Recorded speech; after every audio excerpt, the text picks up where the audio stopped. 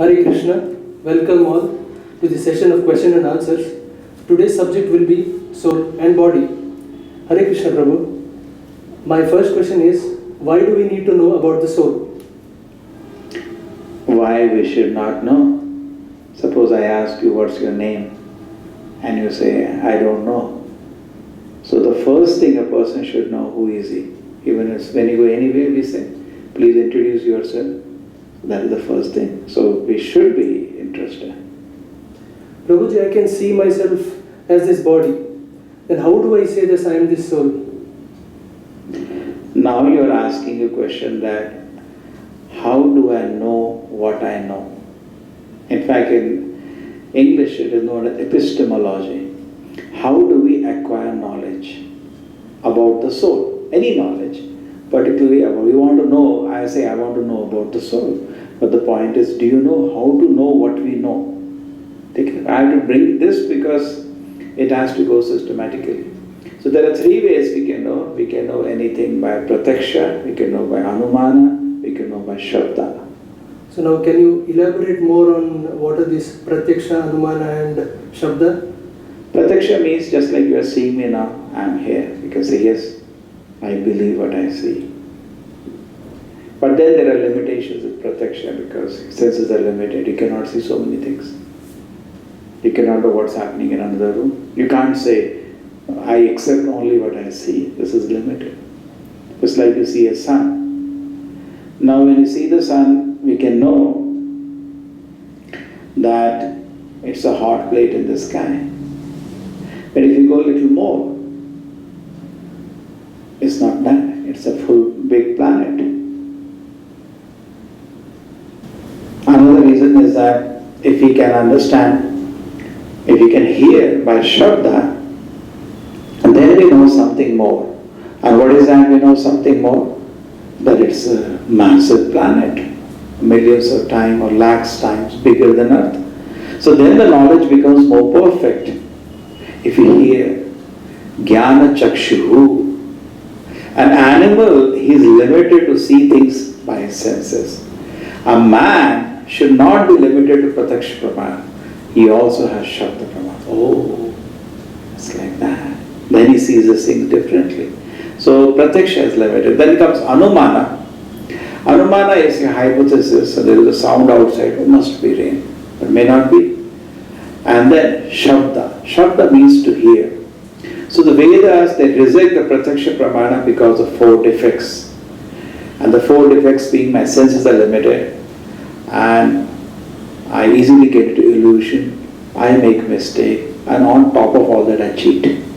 So because of that, I cannot know the final truth by prataksha because I am limited.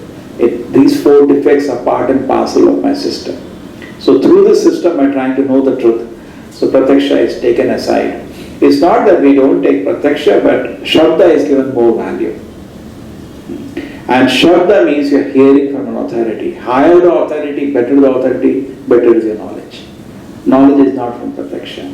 So therefore, these three should be distinguished, and then we can know about any subject matter, particularly about the soul. Now, Prabhuji, how can we relate to the subject of soul and body in terms of simple day-to-day understandings so that our audience can understand it and relate to it better? Okay, now you take, say, shabda. Shabda is very clear. First, always should be shabda. The Lord Himself declares in Bhagavad Gita, Avinashita tatvidhi yena sarvamidam tatam. That which pervades your whole body is the consciousness. And this is a symptom of the presence of the soul.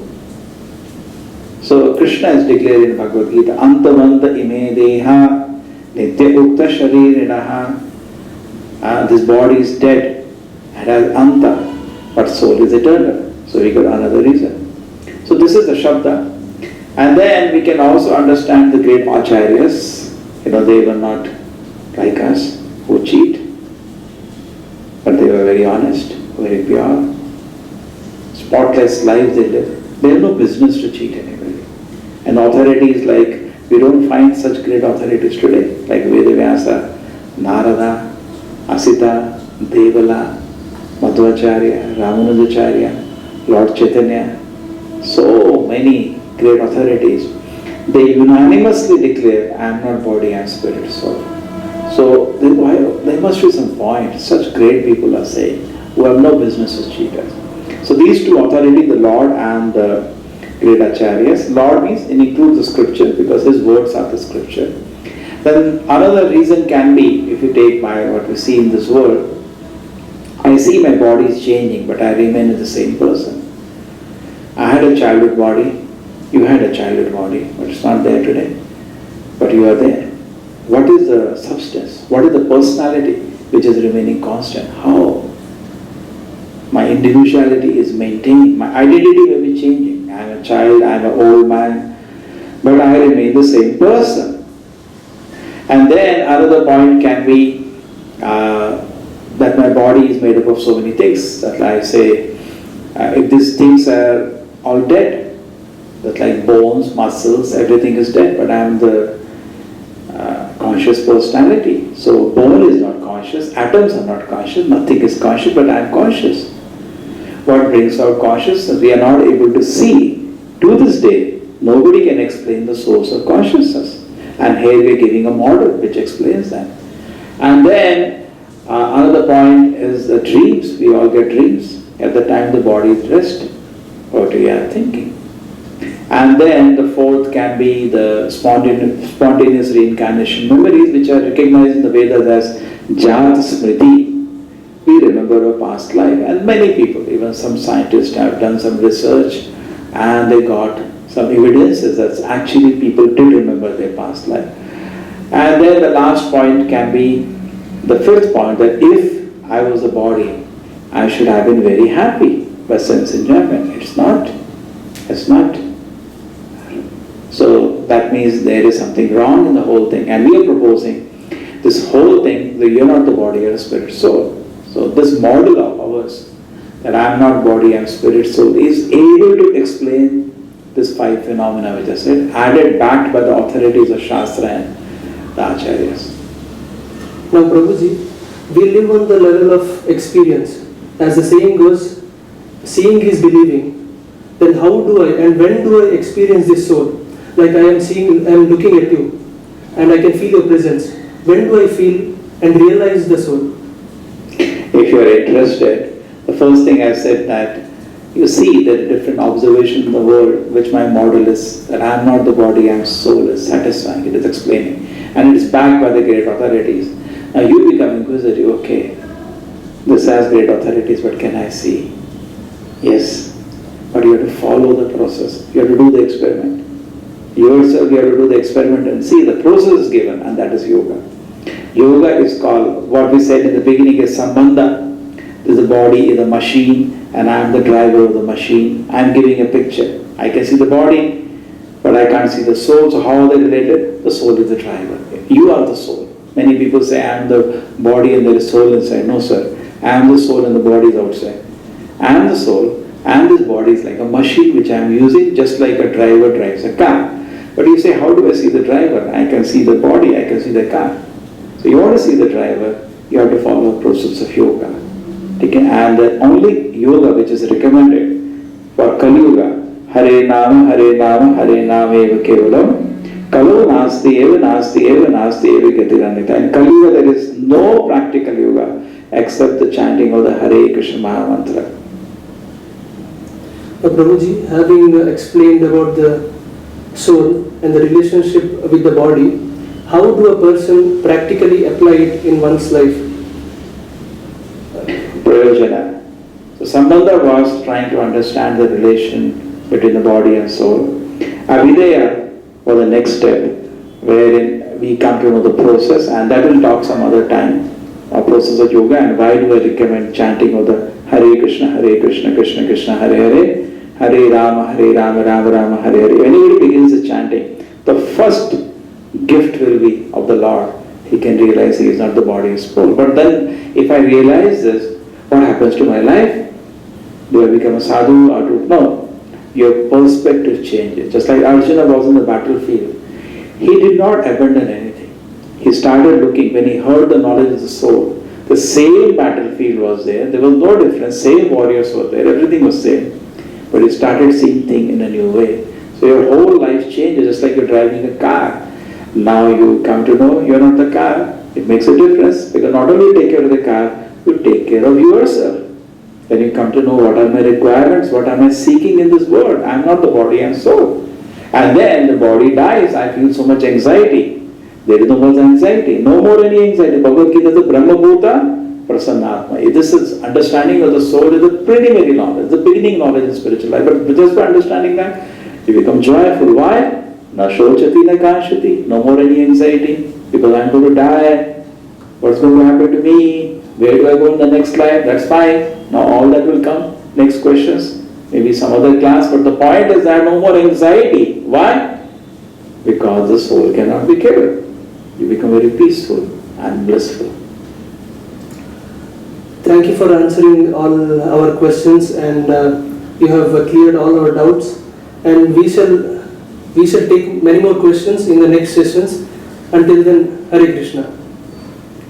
Okay, and then if somebody is hearing the show, he can give the 7 reasons that we have given today. And the first 10 people in the number which you are putting now, who answer these questions will get a free gift of Bhagavad Gita. Hare Krishna. Hare Krishna. We have received some questions from the audience. Shall we take it, Prabhu? Yes, you can ask. The first question is, do ghosts exist? Mangalore is a famous worship of ghost. In fact, when I came to Mangalore, I was very surprised. Anyway, so yes, now how do we explain existence of ghost? I think in Mangalore people will say it is there because they do worship. Bhuta Puja is very popular here, but it is there. Bhutas are there. It is 3 bodies we have actually. One body is a spiritual body. That's the constitutional position of the soul. And then soul is part and parcel of the Lord. Mamaya Vamsha Jiva Loke. So that is one body, is the spiritual body. The next body, the subtle body. Just like I'm having undershirt, I'm wearing shirt, and I have my own body. So the undershirt, you can say, is like the subtle body, very attached to my personal body. And then you have the shirt. That is the gross body. So when we die, actually, death means only the gross body is removed, but the subtle body continues. That's why we see some people have child prodigies, they have quite a lot of abilities. So when the subtle body is still there, and you do not get the gross body because maybe you committed suicide, just like I gave you mobile, and father gave you mobile for use for 2 years, and within 1 month you spoiled it, like many times. It happens, father, I'm not going to give you now for the rest of the time. Wait for 2 years. The same way, when you commit suicide, you may not get a gross body because you misuse what was given to you. So that way we can understand we are not the body. We can understand that ghosts do exist. They do exist in the society. But you cannot see them because they don't have gross body. And it's not a very happy situation. It's a miserable condition because you have desires. You have desires which are haunting you, but there is no body to enjoy. It's a very, very miserable condition. It's not a very pleasant condition. But your question, yes, ghosts do exist. Okay. Our next question is, you said, because Krishna says, you are not this body but the soul, it becomes the highest reason. What is the reason to believe so? Yes, the reason is that the authority, I explained to you, we have to learn things by authority. Krishna is the highest authority. One name, Krishna Jagat Guru, is the highest authority. Authority worshipped by all the authorities. He is the Adi Guru. Govindam Adi Purusham Tamam Bhajami. He is the original source. He cannot make mistake. He is beyond the 4 defects of Prataksha, I told you. You are imperfect, you make mistake, you do illusion, you cheat. Krishna has no defects. He is perfect. He is beyond Maya Tatapashyam. All illusory energy is under his control. It is his energy. Clouds do not disturb the sun. Clouds disturb us. The sun is beyond the perfect. Even though Maya is an energy of Lord, but Lord is not controlled by Maya. So Lord is beyond any effects of illusion. He is perfect, so His word is therefore the highest, and therefore His words in Bhagavad Gita are our guidance because they are perfect. So because Krishna is the Supreme Personality, highest authority, most knowledgeable authority, when he makes a statement beyond any defects of material existence, that becomes the most important reason. Okay, our third question is, does the science agree to your explanations to this? See, science. First, we have to understand what science is. Generally, people think science means it pervades everything. In its own definition, science has made, when it began, because modern science is not old, just 200, 300 years old. It began with an assumption that truth is that which can be mathematically described. In fact, in another way, they have made three assumptions. This is one of the assumptions, which can be mathematically described. And then another way they say, we will only study the primary properties like mass, weight of length, breadth. In fact, that also is a problem. So it's a study of matter. It's itself by definition what we call, don't say it's a broad science, material science. Don't say all science, because there is so many other sciences. In the material science which people know of today, how do they feel about this? Because it's a material science, they have no knowledge. They have not studied it. In fact, any good scientist or material scientist will say, we don't know about soul because we didn't study. Because my consciousness, I am aware, I have free will, I can decide what I want to do today. This free will, my awareness, my thinking, feeling, willing is outside the purview of material science. So science has no knowledge, and a good scientist will not do, which is the greatest sin, that something outside your purview, you go and comment. Just like I am an engineer, and I cannot comment on a doctor because I don't know, I have never studied medicine. How can I comment? It's not valid, it's not fair. Okay? The same way, a material scientist, just like I am not going to comment on how do they make a television, I don't know, why should I do that? The same way they should not do, and they generally don't do. Only some third-rate scientists, they say soul is there. Why are you speaking? Sometimes science may say, we don't agree soul is there. Wait a minute. You yourself limited yourself when you began this material science. So, stay there. When you broaden when you change your fundamental assumption, the truth has to be in equation, then we can talk, you can maybe one day understand soul. But presently, you have changed yourself by your assumption. It's a little difficult for you to understand what is soul. So science is different field, studies matter. We spiritualists study three things. We study God, we study soul, we also study matter. So we study all the three. Okay, next question is, what is the relationship between religion and knowledge of the soul? Yeah, that's the we can understand. The difference between spirituality and religion. Religion is a package, it's an application. Spirituality is the science. Just like suppose you know software engineering. So you can make so many packages. Okay? And I may be using the package, but I do not know what's the science behind it. I can make my bill in a shop, but I don't know how this programming is done, but my job is done. Similarly, people generally can't understand spiritual science, so they have a package, do this puja, go down here, chant this. But if you want to know the science, fundamental behind it, you have to begin by understanding what is the soul. Then you understand next step. And because very important is that unless you understand the soul, you cannot understand God, because you require qualification. So this religion will definitely, any bona fide religion will talk about the knowledge of the soul. That's all. That's the questions we received. Thank you for answering them. Thank you. Hare Krishna. Hare Krishna.